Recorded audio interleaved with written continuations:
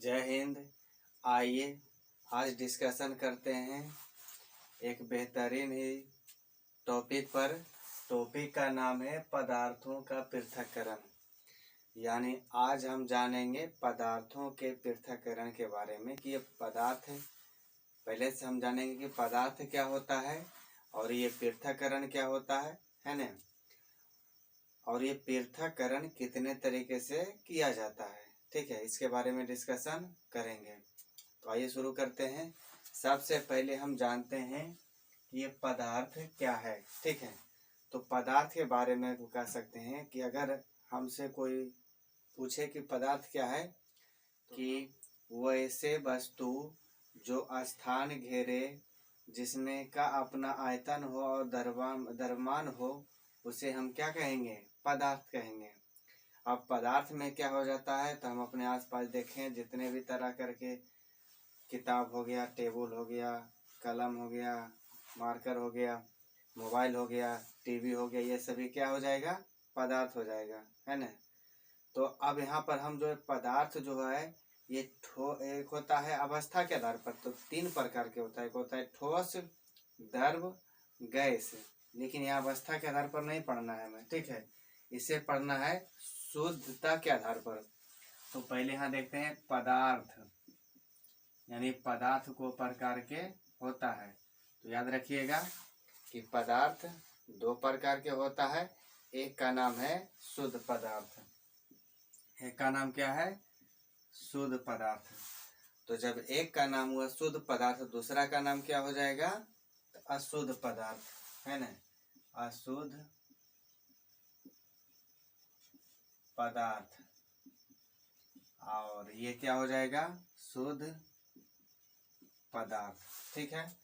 अब जानते हैं कि ये शुद्ध पदार्थ जो होता है, ये इसमें किसी भी प्रकार के अपशिष्ट पदार्थ नहीं मिले होते हैं। किसमें? शुद्ध पदार्थ में। यानी ये जो शुद्ध पदार्थ है, इसमें किसी भी प्रकार की अशुद्धियां नहीं मिली होती है। लेकिन बात करें अशुद्ध पदार्थ की, तो अशुद्ध पदार्थ में होता है जो बहुत सारे अशुद्धियां मिली होती है, ठीक है।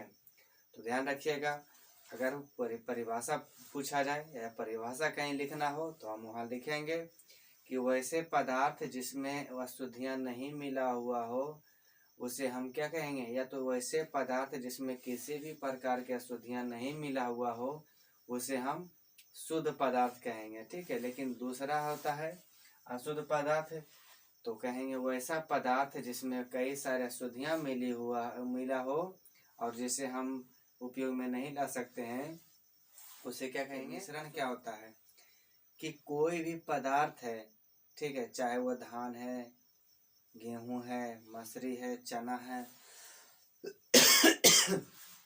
ये सभी में अगर अशुद्धियां मिला दी जाती है, जैसे धान में चना मिल गया हो, गेहूं में मसूर मिल गया हो, तो ये सभी क्या हो जाएगा? अशुद्धियां हैं। तो जब किसी शुद्ध पदार्थ में कोई दूसरे अशुद्ध पदार्थ को मिला दिया जाता है, या तो किसी शुद्ध पदार्थ में किसी दूसरे शुद्ध पदार्थ को ही मिला दिया जाता है, तो उसे हम क्या कहते हैं? मिश्रण कहते हैं, ठीक है। अब ये पदार्थ जरूरी नहीं है कि वो खाद्य पदार्थ ही होगा, ये धातु भी हो सकता है ना, और ये खाद्य पदार्थ भी हो सकता है। इसके अलावा ये प्राकृतिक और भी कई वस्तुएं हो सकती है, ठीक है। तो मिश्रण में क्या, अगर मिश्रण का परिभाषा लिखना हो तो क्या लिखेंगे कि वह जब कोई 2 या 2 से अधिक शुद्ध या अशुद्ध शुद्ध पदार्थ एक अनुपात में मिला या किसी भी अनुपात में मिला दिया जाता है, तो उसे हम क्या कहते हैं? मिश्रण। फिर से सुन लीजिए कि जब 2 या 2 से अधिक शुद्ध या अशुद्ध पदार्थ को किसी भी अनुपात में मिला दिया जाता है, तो उसे मिश्रण कहते हैं। तब जानते हैं मिश्रण कितने प्रकार के होते हैं? तो मिश्रण जो होता है ये 2 प्रकार के होता है, ठीक है। मिश्रण कितने प्रकार के होते हैं? तो 2 प्रकार के होते हैं। एक का नाम है समांग मिश्रण, एक का नाम क्या है? समांग मिश्रण। और जबकि दूसरा इसका क्या हो जाएगा? उल्टा, विषमांग मिश्रण, ठीक है। यानी विषमांग मिश्रण। एक हम देखें कि समांग मिश्रण कैसे, पैसे का पहले समझ लेते हैं कि समांग मिश्रण क्या होता है, इसका परिभाषा कैसे हो सकता है। तो देखिए, जब कोई दो या दो से अधिक पदार्थ को एक निश्चित अनुपात में, मतलब एक समान अनुपात में लेकर के उसे मिला दिया जाता है तो वो समांग मिश्रण कहलाता है। ठीक है, यानी जब दो या दो से अधिक पदार्थ को एक निश्चित अनुपात में मिला दिया जाता हो तो उसे समांग मिश्रण कहते हैं। अब ये समांग मिश्रण क्या हो जाएगा, जैसे वायु है ना, क्या हो जाएगा वायु, फिर हो जाएगा पीतल, फिर हो जाएगा स्टील।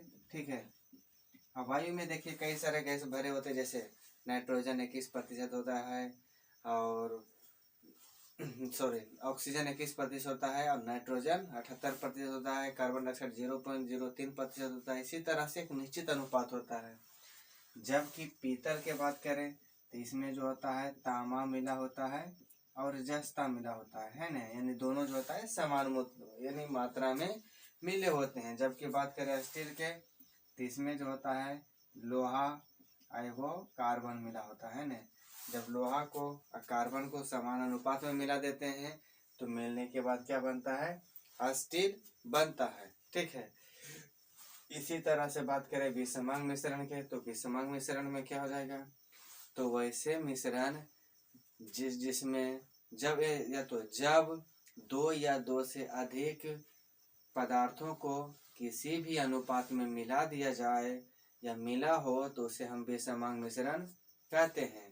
अभी विषमांग मिश्रण कौन कौन हो जाएगा, तो जैसे धुआं, ये कौन सा मिश्रण है, तो विषमांग मिश्रण है। ठीक है, और क्या हो जाएगा बालू, फिर क्या हो जाएगा नमक। ठीक है, ETC, यानी ये सभी कैसा मिश्रण कहलाएगा, तो विषमांग करने की आवश्यकता क्यों पड़ती है, क्यों जरूरत होती है मिश्रण को प्राप्त करना, है ना।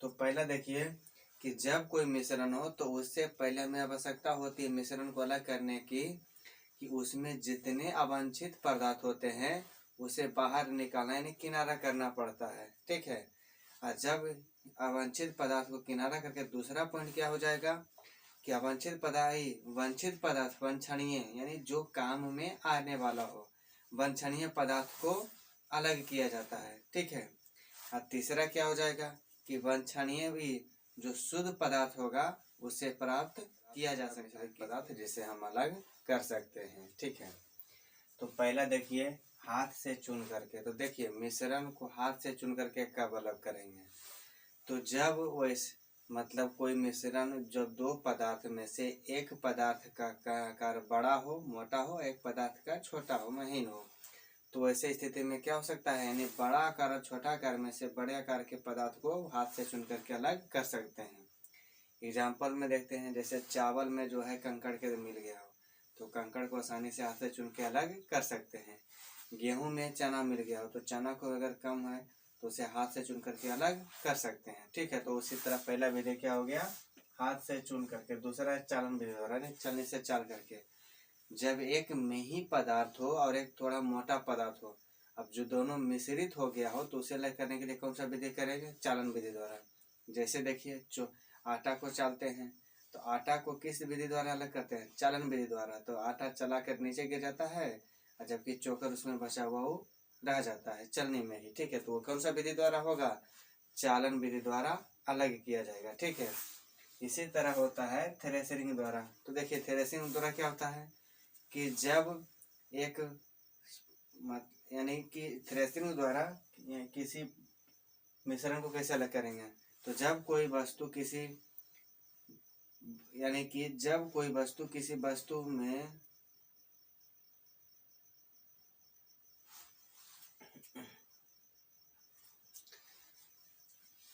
देखिए जब कोई थ्रेशिंग विधि द्वारा जानते हैं अब, तो थ्रेशिंग विधि द्वारा जो होता है जब एक वस्तु किसी दूसरे वस्तु के कवर में पैक रहे तो उस स्थिति में उसे हम क्या करेंगे, थ्रेशिंग द्वारा अलग करेंगे। जैसे देखिए अब इसे क्या क्या कर सकते हैं, जैसे धाती यानी चना मसूर गेहूं इत्यादि के बाल जो होते हैं उसे अलग करने के लिए क्या करते हैं, या तो उसे डिंगाते हैं या थ्रेशर में डालते, तो उसे कौन सा विधि कहलाता है, थ्रेशरिंग विधि कहलाता है। किसको अलग करने का? तो मिश्रण को। आगे फटक कर, तो देखिए जब एक कण दूसरे कण समान साइज के और एक हल्का और एक भारी हो तो इस स्थिति में क्या हो सकता है? फटक करके उसे अलग कर सकते हैं। जैसे देखिए चावल में कूड़ा मिला हुआ रहता है तो उसे फटक करके अलग किया जाता है, ठीक है। फिर इसी तरह देखिए चुंबक द्वारा, तो ऐसे में क्या होगा? जब कोई मिश्रण में एक पदार्थ लोहे का कण हो जबकि दूसरा कोई और हो तो ऐसी स्थिति में क्या किया जाता है? चुंबक को उसमें दौड़ा करके भी अलग किया जा सकता है मिश्रण को। तो ये मिश्रण अलग करने की विधि कौन सा विधि है? चुंबकीय विधि कहलाएगा, ठीक है। छानन विधि द्वारा, छान करके जब कोई मिश्रण में एक पानी में घुलने वाला हो मिश्रण, एक वो नहीं घुलने वाला, तो उसे पानी में घोल करके छान करके अलग कर सकते हैं। जिस तरह से देखिए अगर नमक की चीनी में बालू मिल गया हो, नमक में बालू मिल गया हो तो उसे जो है पानी में घोल करके फिर उसे छान करके अलग कर सकते हैं, ठीक है। इसी तरह से आता है वाष्पन विधि द्वारा। वाष्पन विधि द्वारा क्या हो सकता है कि जब कोई दो चीज एक जल में घुलने वाला है वो नहीं घुलने वाला, उसे अलग करने के लिए जो है किस विधि द्वारा अलग किया जा सकता है? तो वाष्पन विधि द्वारा। एक और तरीका है कि मान लीजिए अशुद्ध पानी है तो उसे अशुद्ध पानी को गर्म करके वाष्पन विधि द्वारा शुद्ध पानी प्राप्त किया जा सकता है, ठीक है।